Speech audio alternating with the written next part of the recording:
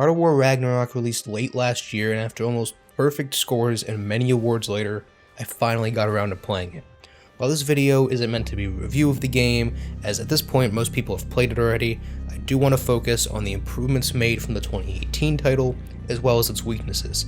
Many times big title releases, like God of War, have such a wave of hype surrounding them that the love-hate for the game is just amplified times 1,000, even if it's not deserved.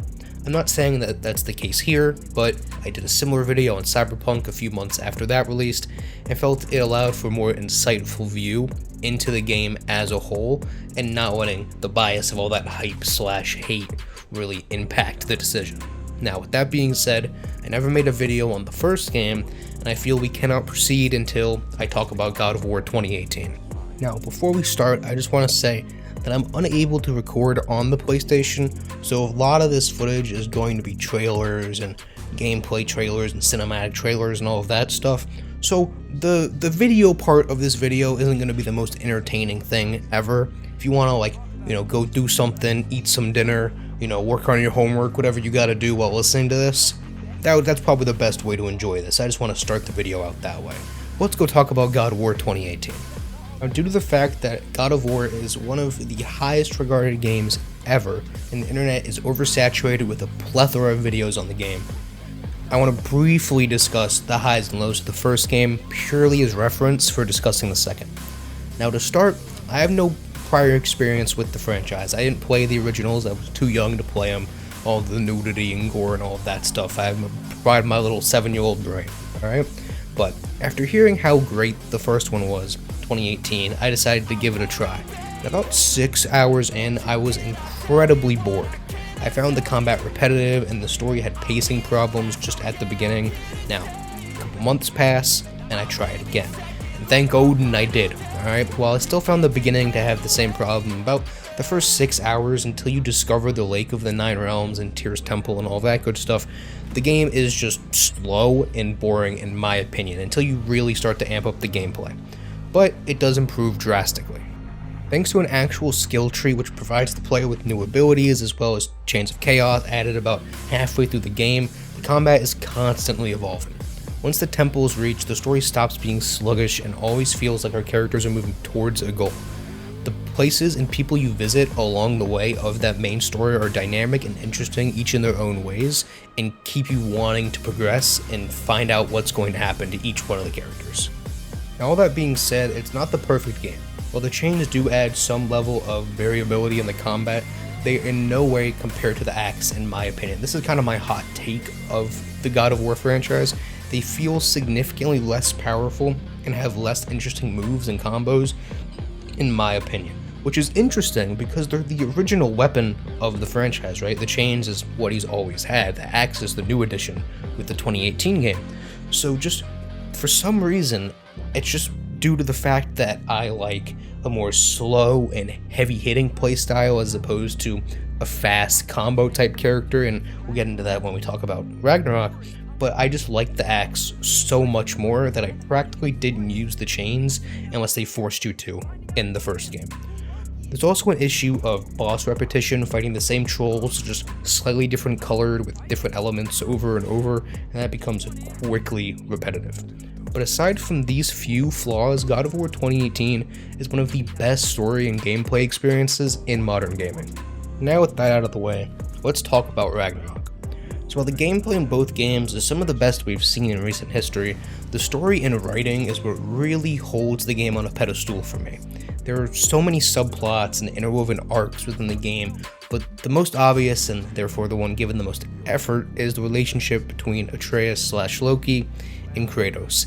I say Atreus/Loki because when writing the script for this video, I constantly switch between saying Atreus and Loki. I have no idea why, but if I flip-flop between character names and you haven't played this game and you're very confused as to what the hell I'm talking about the same character.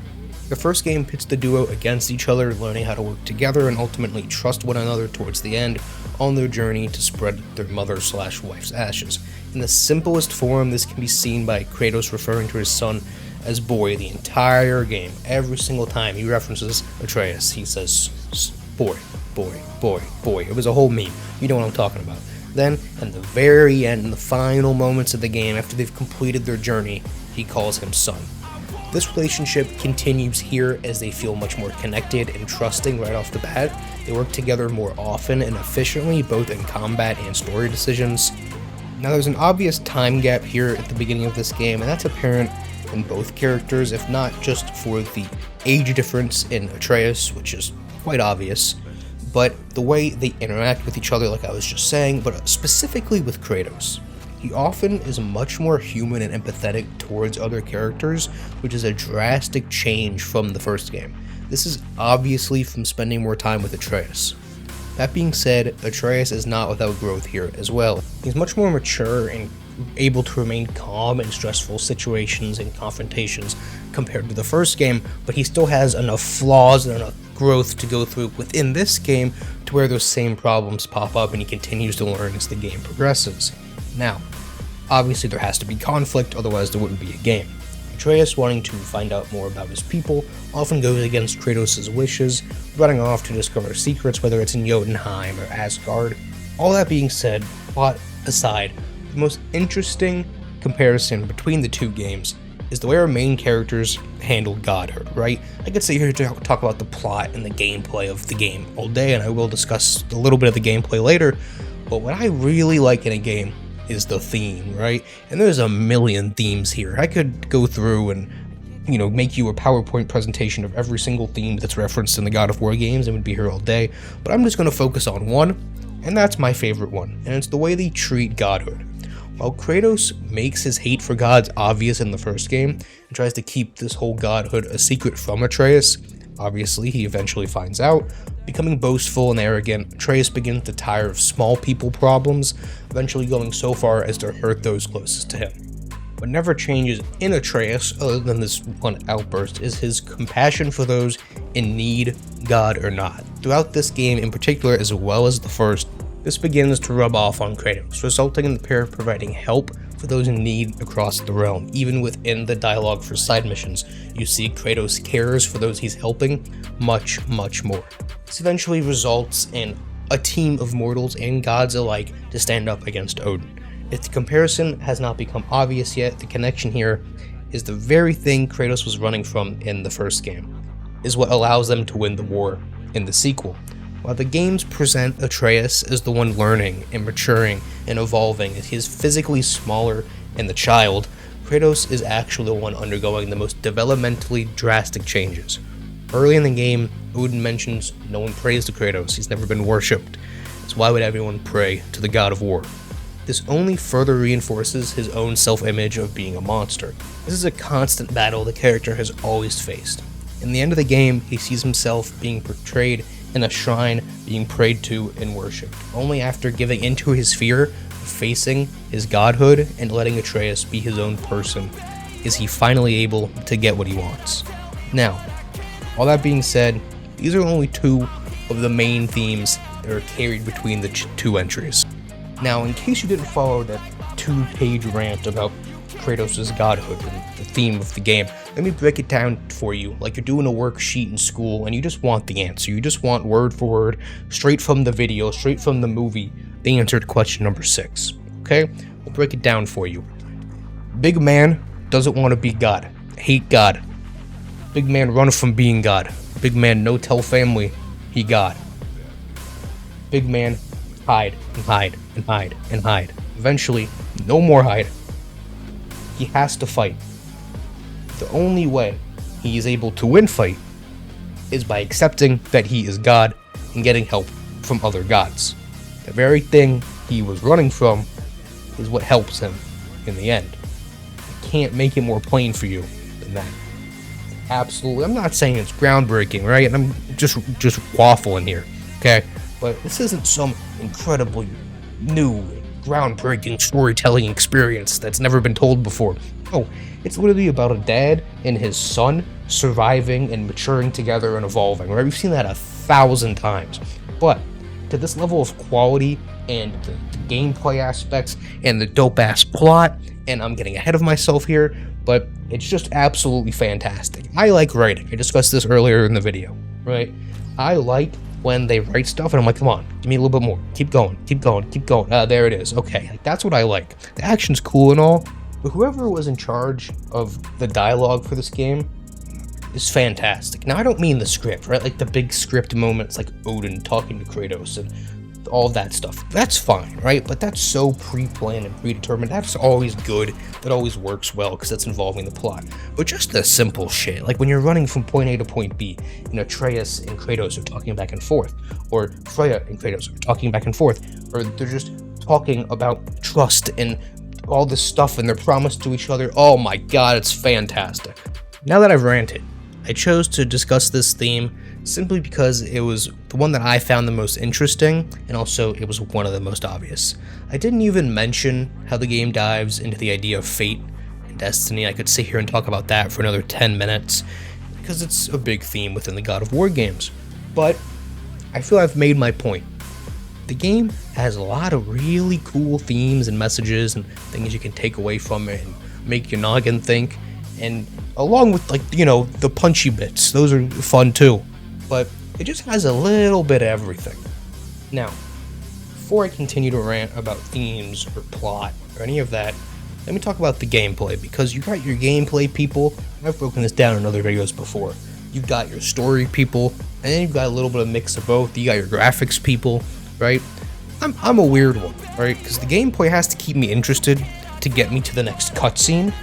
But if the cutscene's not interesting enough, if the story's not interesting enough, I don't care about the gameplay at all, right? But none of that matters here because it's all absolutely fantastic. Now, again, I'm gonna nitpick and reach and grab here because I'm trying to pull things to at least critique the game in some way. Otherwise, I would just be wasting my breath here, giving the game praise that it already has. So let me rant a little bit about some of the things that the gameplay does right and improves upon from the first one, and a couple of things that it does wrong. The only problem I had with the first game's combat was the start. Like I mentioned earlier, it felt bland and boring with the lack of abilities and combos. This is immediately fixed in the start of the second game, as you're given not only more moves to start with, but both the blades and the axe. This obviously develops as the game continues and you earn more skills and abilities to fight harder enemies. Speaking of enemies, let's discuss the enemy variety types within Ragnarök. While there was enough variation within the first game of normal enemies, we already discussed that boss problem in the first game. This is even joked about in the second game early on. You encounter a troll, which is seemingly going to be a boss fight, and you think, oh, here we go again, more fucking trolls. It's just immediately killed, which is absolutely hilarious. So, let's move on to those normal enemy types. You have the returning ones like the light and dark elves, the draugrs, and the little monsters and all of that stuff. Then you have some new ones, right? The Asgardians. You have some little crawly lizard things that pissed me off a whole bunch. Some new mini bosses that are just big dragons and other types of creatures like that. The elemental looking thing in the desert. All types of bosses and mini bosses and just normal enemy types that keep the gameplay constantly changing and significantly better than the first one.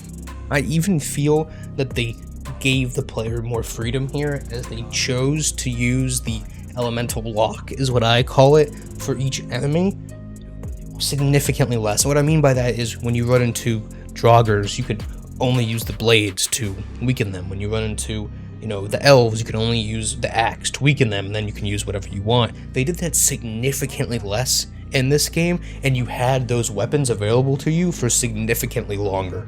So that was a big positive, that it didn't feel like it forced you to use any weapon at any particular time. Now, there is a bit of it here and there, but that's just to keep things moving and keep the gameplay evolving, because you progress through the skill tree at a relatively quick pace through the first half of the game. You absolutely fly through, I want to say there's 7 levels of each skill tree. The first 5 you absolutely fly through.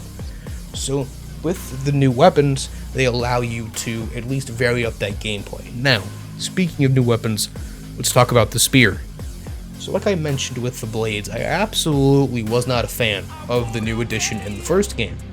But here, don't have that problem. I found its gameplay loop immediately more satisfying, and even more so once you unlock more abilities for it. This allows the game to drastically ramp up the difficulty as you have access to 3 weapons and can constantly cycle between the abilities and move through sets to slash through different enemy types, right? You can use the spear to take out these ranged guys, and then use the blades for this group of enemies while your axe is recharging to go fight the boss.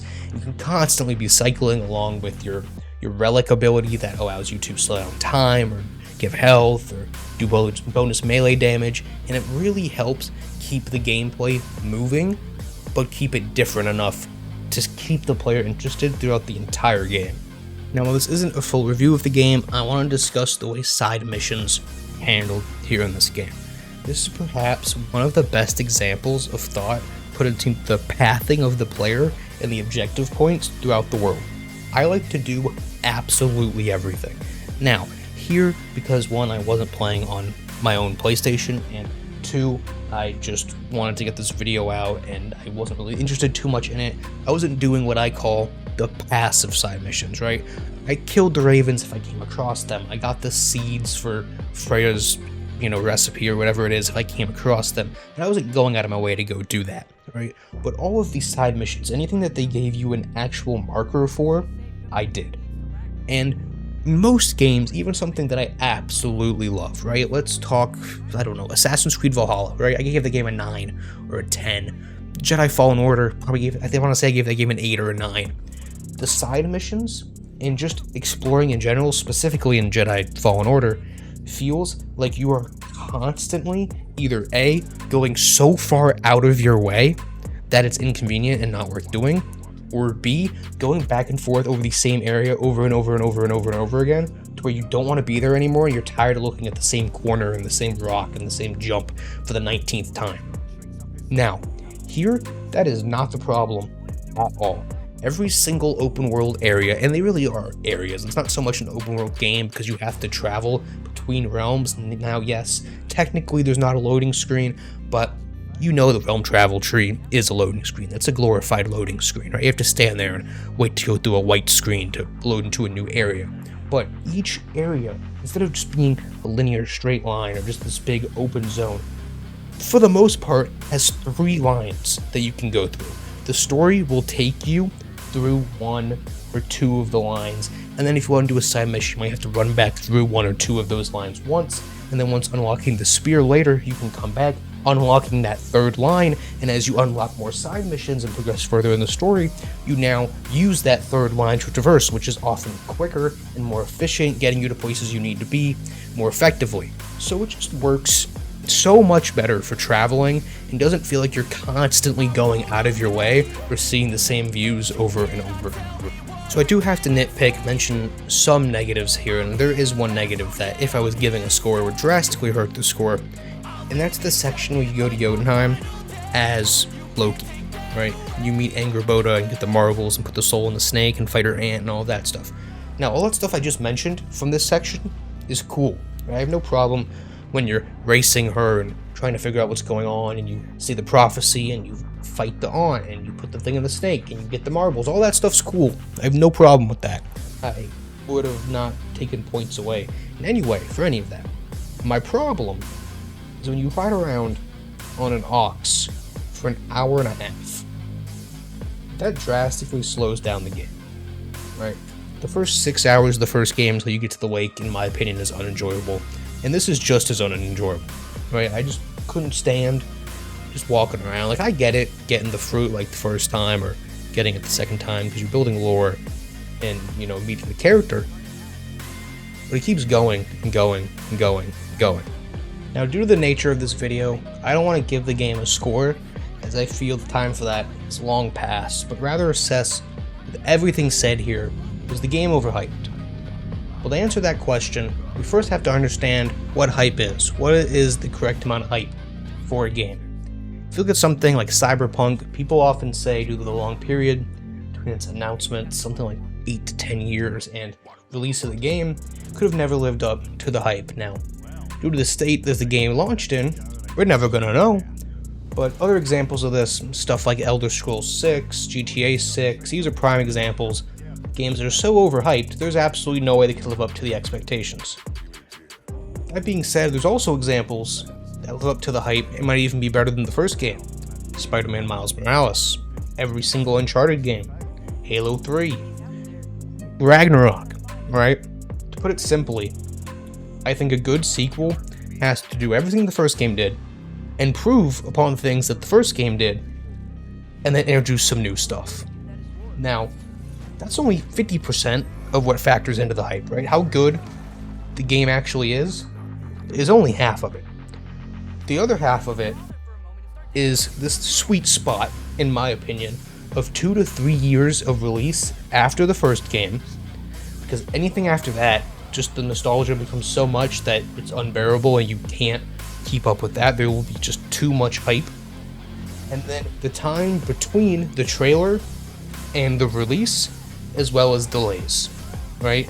Those 3 time factors also very, very heavily factor in to the hype a game has. You cannot go out and release a trailer, release your game 5 years later, delay it another year, and then have the original, sequel date be 10 years after the first game. There's just too much hype, too much time, that the expectations are going to be so unrealistic that there's going to be way too much hype for the game. Now, God of War didn't have that problem, right? Released, 3-4 years after the first game, didn't have a delay. The trailers weren't overly bearing. I didn't see 19 trailers for this game. It was really just 3 or 4. And it probably doesn't hurt that it launched with the whole console. I mean, that always tends to help with the sales of a game. But overall, I feel like this game is not overhyped at all, which is incredibly surprising for how much hype that was around it. It almost won Game of the Year. Like, I did not expect this game to be this good. But it's very good. Is it better than the first one? Honestly, if I break it down, if I go bullet point for bullet point, the positives and the negatives, I don't know. Story-wise, I might like the first one better. Gameplay-wise, I definitely like the second one better. I feel like the writing in the second one is better. Obviously the graphics, but, it's made more recently, so that makes sense. I don't know which game I like more. But as for hype, I do not feel this game was overhyped. It was appropriately hyped to the amount before and after it's launched to the quality of the game. But that's all I got for today. That's my God of War rant.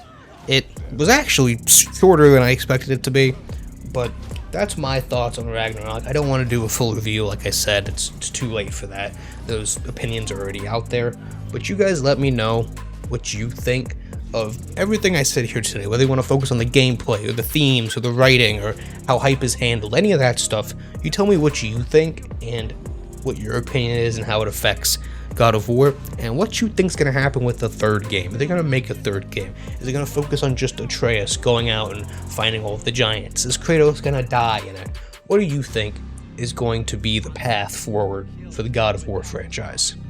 Hope you guys enjoyed this one, and I'll see you on the next video.